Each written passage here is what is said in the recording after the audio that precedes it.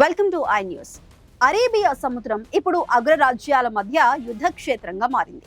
Iran America మధ్య ఉద్రిక్తతలు పరాకాష్ఠకు చేరుకున్న వేళ అరేబియా జలాల్లో అమెరికా యుద్ధ నౌకకు సమీపంలోకి వచ్చిన ఇరాన్ డ్రోన్ ను అమెరికా F-35 జెట్ కూల్చివేసింది.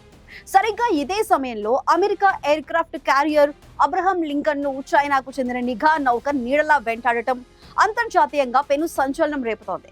అసలు అరేబియాలో ఏం జరుగుతోంది? మూడవ ప్రపంచ యుద్ధానికి ఇది నాంది కాబోతోందా? మన స్పెషల్ స్టోరీలో చూద్దాం.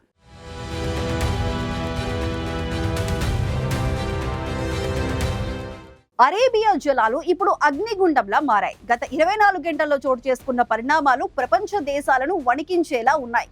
అమెరికాకు చెందిన అణుశక్తి యుద్ధ నౌక USS అబ్రహం లింకన్ అరేబియా సముద్రంలో గస్తీ కాస్తుండగా ఇరాన్ కు చెందిన షహీద్ 139 అనే డ్రోన్ అత్యంత దూకుడుగా విమాన వాహక నౌక వైపు దూసుకొచ్చింది.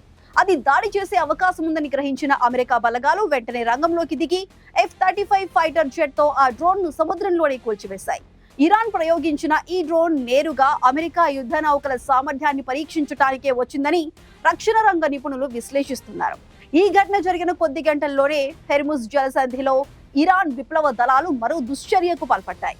అమెరికా జెండా ఉన్న ఒక వాణిజ్య నౌకను అడ్డుకునేందుకు ఇరాన్ స్పీడ్ బోట్లు ప్రయత్నించగా అమెరికా గైడెడ్ మిస్సైల్ డిస్ట్రాయర్ దానిని రక్షించింది.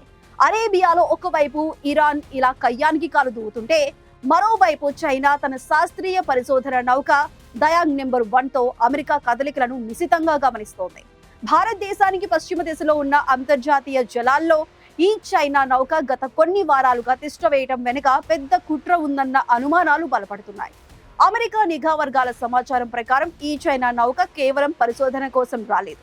అది అమెరికా యుద్ధ నౌకల రహస్యాలను సేకరించే ఒక అత్యాధునిక స్పై షిప్.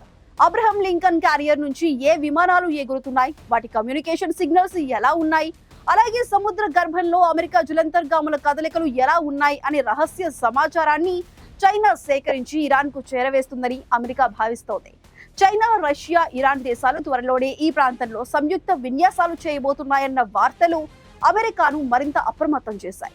ఇదొక రకమైన త్రైపాక్షిక కూటమిగా ఏర్పడి అమెరికా ఆధిపత్యానికి గండి కొట్టే ప్రయత్నంలా కనిపిస్తోంది. అధ్యక్షుడు డొనాల్డ్ ట్రంప్ ఈ పరిణామాలపై తనదైన శైలిలో తీవ్రంగా స్పందించారు. అమెరికా యుద్ధ నౌకల సమూహం ఇప్పటికే ఇరాన్ వైపు వెళ్తోందని, తమ శాంతి ప్రయత్నాలను బలహీనతగా భావించవద్దని ఆయన హెచ్చరించారు. ఎవరైనా తమ నౌకలపై లేదా సిబ్బందిపై దాడికి ప్రయత్నిస్తే అది ఊహించని పరిణామాలకు దారితీస్తుందని ట్రంప్ స్పష్టం చేశారు.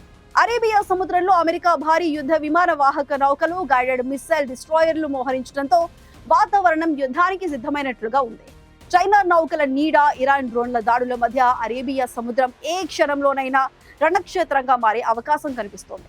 ప్రపంచ చమురు సరఫరాకు అత్యంత కీలకమైన ఈ మార్గంలో యుద్ధం మొదలైతే అది ప్రపంచ ఆర్థిక వ్యవస్థపై కోలుకోలేని దెబ్బతీయనుంది.